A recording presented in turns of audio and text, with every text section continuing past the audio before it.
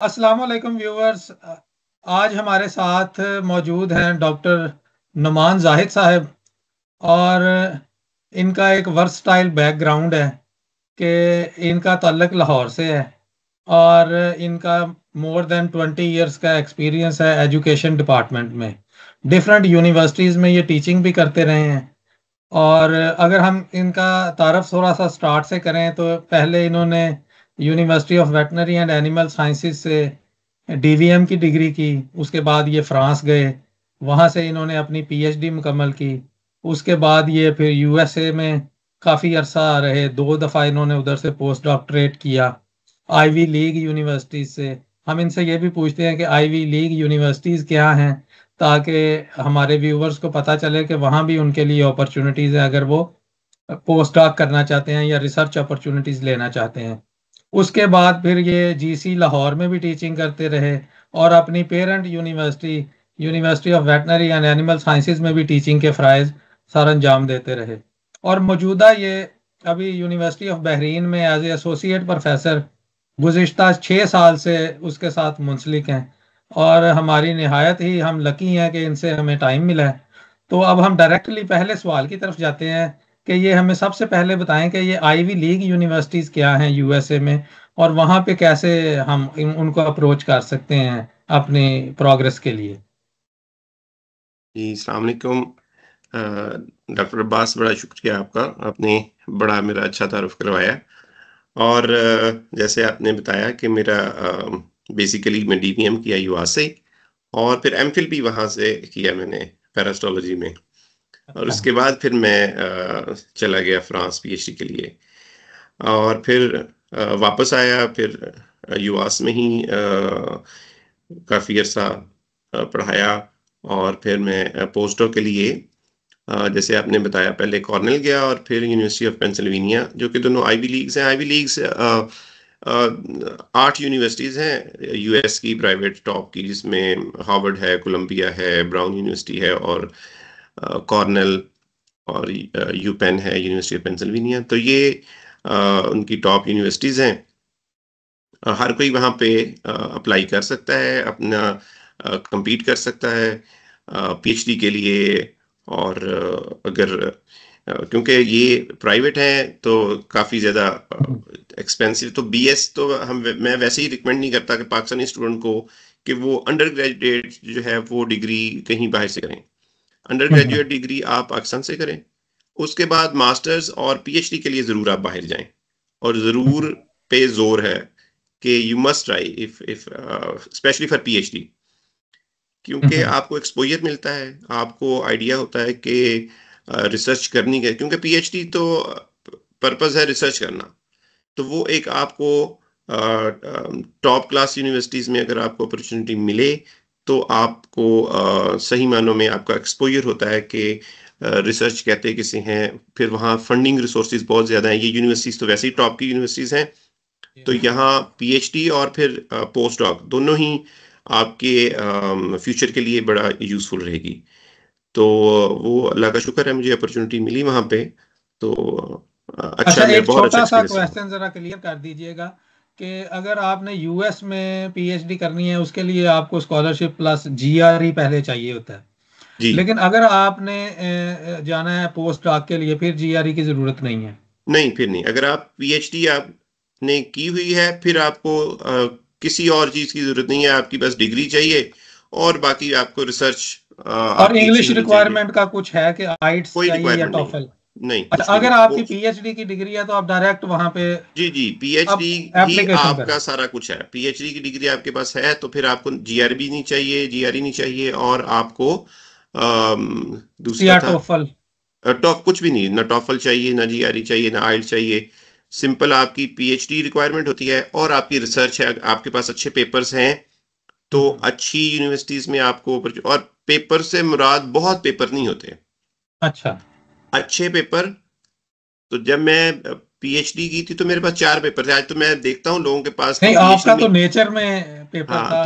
तो इसलिए अगर आपके पास 4-5 अच्छे पेपर हैं, 2-3 भी अच्छे पेपर हैं पीएचडी में, तो वो सफिशिएंट है। नंबर ऑफ पेपर्स वो इतने काउंट नहीं करते जितनी क्वालिटी ऑफ पेपर्स काउंट करते हैं। तो क्वालिटी पे अगर ज्यादा क्वालिटी पे तवज्जो। अच्छी यूनिवर्सिटीज में अच्छा आपके पास, और ये भी इंपॉर्टेंट है कि अगर आप पोस्ट डॉक के लिए जा रहे हैं तो आपने ग्रुप अच्छा सिलेक्ट करना है।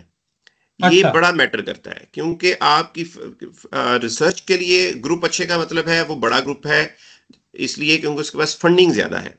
फंडिंग ज्यादा अच्छा। है तो आपके पास फिर वो आपको शुरू में वो देते हैं, 1 साल का कॉन्ट्रैक्ट होता है लेकिन वो रिन्यूएबल होता है। तो अगर अच्छा। अच्छी, और ये सारी यूनिवर्सिटीज उसमें एनआईएच का ही अकॉर्डिंगली वो करते हैं, कुछ थोड़ा सा उसमें होता है वेरी, उसमें थोड़ा सी चेंजेस हो सकती हैं, लेकिन वेरिएबिलिटी आ सकती है। लेकिन अच्छा ग्रुप, बड़ा ग्रुप का मतलब होता है कि उस जो रिसर्चर है उसके पास फंडिंग ज्यादा है, तो वो अच्छा। आपके लिए बड़ा अच्छा रहेगा, क्योंकि आपको अगले तीन वो चार साल के लिए वो आपका प्रोजेक्ट आगे जी रीन्यू करते प्रोजेक्ट रहेंगे। करेगा। और दूसरा फिर आपके पास रिसर्च के लिए इन्वायरमेंट बड़ी अच्छी होगी, आपकी पब्लिकेशंस बहुत अच्छी, क्योंकि फिर उससे जो नेक्स्ट स्टेप ये है, क्योंकि आप रिसर्च के लिए जा रहे हैं, पोस्ट डॉक का मतलब है रिसर्चर, जी आप बिल्कुल। इंडिपेंडेंट रिसर्चर हैं, और आपने जो आपके पास अपॉर्चुनिटी है उसको यूज करके, अगर तो आपने वहीं स्टे करना है तो ये हम्म। जरूरी है कि आपके पास जो है वो वहाँ की फंडिंग अच्छी हो और आपने पोस्ट हम्म। डॉक में अच्छी रिसर्च की हो, फिर आपकी हम्म। फैकल्टी के लिए भी अप्लाई कर सकते हैं। तो ये अच्छा। एक और लेकिन उसके लिए और कोई रिक्वायरमेंट नहीं है, इंग्लिश भी नहीं चाहिए आपको, और कोई टेस्ट इस तरह का नहीं चाहिए, ना जीआरई ये तो चाहिए। ये तो आपने बड़ा अच्छा गाइड कर दिया है जो यंग जनरेशन है उसके लिए, कि उसको एक पता चले कि वो किस तरह आगे अपने आप का फ्यूचर जो है वो क्योंकि ये आजकल पर्टिकुलरली पाकिस्तान में ये एक मेजर प्रॉब्लम है कि डिग्री करने के बाद हम क्या करें। तो इसीलिए हमने टाइम लिया है खसूसी तौर पे कि पहले हम ये देखते हैं कि डिग्री की सिलेक्शन कैसे करें। पर्टिकुलरली आप क्योंकि गल्फ़ कंट्रीज़ का आपका एक्सपीरियंस है काफ़ी, वहाँ पे आप टीचिंग भी कर रहे हैं, तो वहाँ पे आपको आपका कोई भी सानी नहीं हो सकता कि जिसको जो रिप्लेस कर सके। आपका एक विजन है वहाँ पे कि कौन कौन सी डिग्रीज जो हैं वो वहाँ पे वैलिडेट हैं, और पाकिस्तान में कौन सी अंडर ग्रेड डिग्रीज जो हैं वो चूज़ की जाएं। अगर कोई स्टूडेंट ये सोचता है कि मैं इसके अपनी अंडर ग्रेड के बाद अपना फ्यूचर जीसीसी कंट्री में देखता हूँ।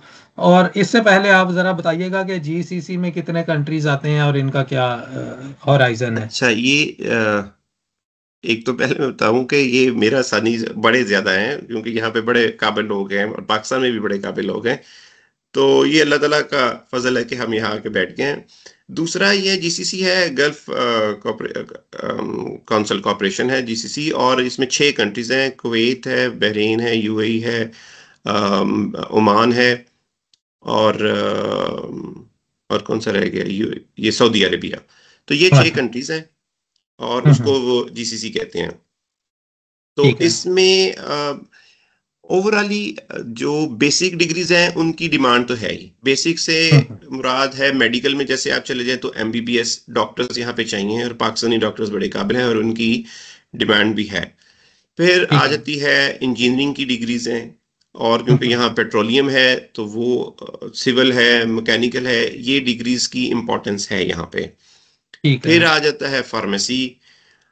अब हम्म। इसकी ये आप इंजीनियरिंग और एमबीबीएस को सेम रखें, उसके ठीक बाद है। आ जाता है फिर कोई इसमें कैटेगरी नहीं, फिर लक की है। फार्मेसी थोड़ी इतनी ज्यादा अपॉर्चुनिटीज नहीं है, फार्मेसी की हैं अपॉर्चुनिटीज, लेकिन क्योंकि जहां भी लोकल ग्रेजुएट्स आ जाएंगे तो जी वहां हाँ। आपको जो है वो compete ज्यादा करना पड़ेगा। तो अगर आप हम्म। एक्सेल कर रहे हैं अपनी फील्ड में तो फिर आपके पास हर जगह अपॉर्चुनिटीज हैं, हम्म। और लोकल से compete करना जाहिर है हर जगह ही दुनिया में थोड़ा मुश्किल होता है, लेकिन फिर हम्म। भी यहाँ पे अपॉर्चुनिटीज हैं। इसी तरह अगर आप चले डीवीएम जाएं का भी बिजनेस, थोड़ा बताएं, क्या आफ्टर डीवीएम डीवीएम कोई अपॉर्चुनिटी। अपॉर्चुनिटीज हैं, बहरीन में तो वैसे लिमिटेड है। यहाँ पे कैमल फार्म्स हैं, बाकी कोई इतना ज्यादा क्लिनिकल मैंने नहीं प्रैक्टिसेस देखा। के हवाले से क्या क्लिनिकल कुछ देखा प्रैक्टिसेस है। भी हैं, सही, वेट क्लिनिक्स हैं यहाँ पे। यहाँ का एक टेस्ट वो लोकल है नैरा, वो टेस्ट पास करना होता है अच्छा, उनको। यानी टेस्ट देना पड़ेगा। जी जी, यहाँ भी एक वो है, फार्मेसी के लिए भी उनका टेस्ट है, अच्छा, फार्मेसी के लिए भी टेस्ट है। फार्मेसी के लिए भी है, और वो लोकल एक इनकी बॉडी है, और कोई बहुत ज्यादा अपॉर्चुनिटीज इधर डीवीएम बहरीन में नहीं है।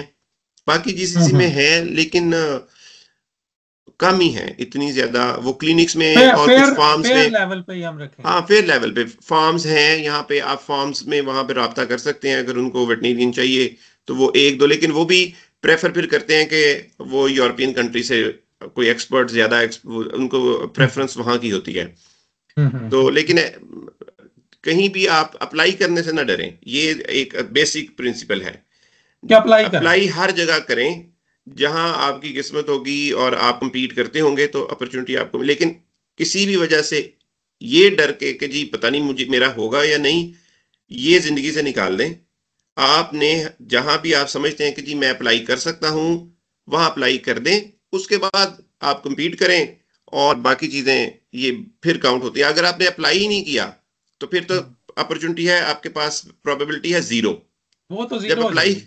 अप्लाई कर देंगे तो एकदम 50 पे चले गए। तो हम्म हमेशा 50% पे रहें, जीरो से हम्म। वो बहुत बेहतर है, 50% ज्यादा है। अच्छा, ये एक बड़ा कॉमन क्वेश्चन है कि जो आफ्टर एफएससी कुछ टेक्निकल डिप्लोमास होते हैं 3 इयर्स के, उनके बारे में क्या आपने देखा है यहाँ पे? यही मैं इस तरफ भी मैं आना चाह रहा था कि दूसरा इंपॉर्टेंट यहाँ पे है टेक्निकल लोग जो हैं। यानी आप हम्म। ये देखें, गल्फ है एक गर्म कंट्री, ये सारे जो है वो ममालिक गर्म आबोहवा है यहाँ पे। तो एयर कंडीशन यहाँ पे चलते हैं सारा साल ही ऑलमोस्ट। तो यहाँ ठीक है। उनकी बड़ी, अगर आप कोई वो टेक्नीशियन आते हैं तो वो ज्यादा यहाँ पे उनकी डिमांड है। क्योंकि देखे ना, डिमांड ज्यादा है। हाँ गाड़ियां चलती हैं, हर बंदे हम्म के हर घर में हर बंदे की अपनी गाड़ी है, तो मैकेनिक हम्म चाहिए। हम्म इसी तरह एयर हम्म कंडीशन चलता है, फिर इनको कंस्ट्रक्शन में लोग चाहिए। तो हम्म। टेक्निकल जो है वो जैसे लोग टैप्टा चाहिए यहाँ पे। करवाता है थ्री हाँ जी, थ्री वो ईयर के टेक्निकल लिए। लोग चाहिए, वो यहाँ पे कम है। अच्छा, वो तो कम है। हाँ, बेसिक डिग्री जो है ना, यानी अगर आप कहेंगे जी बीएससी माइक्रोबायोलॉजी या बीएससी बायोटेक्नोलॉजी और बेसिक एग्रीकल्चर की बीएससी की डिग्री, या तो वो उससे शायद डिमांड जो है वो इन टेफ्टा की जो टेक्नीशियन है वो ज्यादा हम्म। मेरा ख्याल है डिमांड में होंगे। वो ज्यादा डिमांड में है। हाँ। अच्छा, एक इससे ही कंसर्न है क्वेश्चन के लैंग्वेज। क्या यहाँ पे इंग्लिश समझते हैं लोग, या अरेबिक आनी चाहिए आपको आने से पहले? उसके बारे में थोड़ा बताएं हमें। अच्छा, ये भी एक बड़ा अच्छा क्वेश्चन है आपका। किसी भी आपने जब फॉरेन आप कंट्री में जा रहे हैं तो बेहतर है वहाँ की लैंग्वेज आपको आनी चाहिए। अब यूके जा रहे हैं, अगर आपको इंग्लिश नहीं आती तो आप समझ सकते हैं कि मसाइल ही होंगे। जी, तो वो तो तो मिसाइल यहाँ होंगे ना। पे अरबी आना बड़ा प्लस है, स्पेशली अगर आपने पब्लिक सेक्टर में आपकी डीलिंग है, आप कहीं टेक्नीशियन के तौर पर जा रहे हैं या आप डॉक्टर हैं। तो मैंने इवन यहाँ पे देखा कुछ लोग वो डॉक्टर्स, पाकिस्तानी डॉक्टर्स को प्रेफर करते हैं अच्छा। उनकी क्योंकि वो ज्यादा उन्हें फील करते हैं कि एक्सपर्टीज ज्यादा है। लेकिन क्योंकि वो खुल के बता नहीं सकते अपना प्रॉब्लम, तो फिर वो किसी अरबिक जो है वो अरबिक स्पीकिंग डॉक्टर के पास जाएंगे। तो वो यहाँ भी एक दोस्त है मेरे, वो डॉक्टर हैं, चाइल्ड स्पेशलिस्ट है, तो वो कह रहे शुरू में मुझे ये प्रॉब्लम थी, फिर आहिस्ता हम्म। आहिस्ता वो बेसिक, क्योंकि आपको पता है बेसिक बुनियादी बीमारियां तो वही होती हैं वो, तो सेम ही रहेंगे। वो मैंने लर्न कर ली, वो लैंग्वेज मुझे आ गई। तो अब वो प्रेफर करते हैं कि वो मेरे पास आए। तो लैंग्वेज जो है वो बड़ा प्लस है, अगर आप हम्म अरबी यहाँ सीख के आए तो हम्म। ये सबसे अच्छी बात है। और हम हमारे लोग तो वैसे ही, क्योंकि हमें वैसे रीडिंग तो कुरान हमें आपने आती है, पढ़ना ही लेकिन है। हमें हमारे वो नहीं नहीं नहीं, है सही, लिसनिंग हाँ और हाँ, ये भी स्पीकिंग एक, का इशू वो है। हंसते हैं कि यार आप लोग अजीब है, पढ़ लेते हैं एक जुबान, आपको तर्जमा ही नहीं आता उसका। हाँ, ये तो एक इशू है। हाँ, तो वो वैसे भी आपको रिलीजियसली भी अच्छी बात है कि अरबी आपको समझ आनी चाहिए, और आपके फ्यूचर के लिए भी और आपके प्रोफेशन के लिए भी ये ज्यादा अच्छा होगा कि आप कुछ ना कुछ लैंग्वेज को बेसिक, लर्न करें हाँ साथ। लैंग्वेज को जीसीसी में सारे में।